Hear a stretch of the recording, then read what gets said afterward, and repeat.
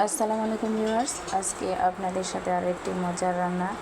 এটি অসময়ে এখন সিজন কম, এই জন্য অনেক টেস্ট। আর এই রমজানে এরকম সবজি হলে আর কিছুই লাগে না।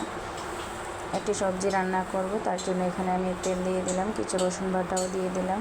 রসুনগুলো একটু ভাজা ভাজা হয়ে আসলে এরপর দিয়ে দিলাম পেঁয়াজ কুচি, এরপর কয়েক ফালি কাঁচামরিচও দিয়ে দিলাম, টমেটো দিলাম, দিয়ে এগুলো আর একটু ভেজে নেব। এই যে মশলাগুলো পেঁয়াজগুলো মোটামুটি হয়ে আসছে, এর মধ্যে দিয়ে দিলাম আমি চিংড়ি, জিরা বাটা, হলুদ, মরিচ, লবণ সবগুলো একসাথে দিয়ে এখন একটু কষিয়ে নেব। দেখতে পাচ্ছেন আমার মাছগুলো কষানো হয়ে গেছে।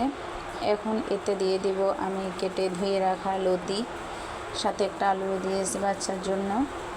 এই লতিগুলো এখন অনেক টেস্ট।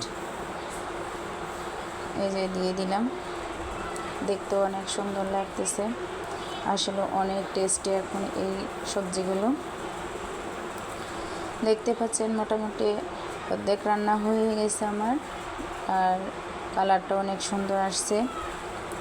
আপনাদের কাছে কেমন লেগেছে, কার কার এই সময় এই সবজিগুলো পছন্দ, কমেন্ট করবেন, লাইক দিবেন, আর আমার চ্যানেলটি সাবস্ক্রাইব করে রাখবেন।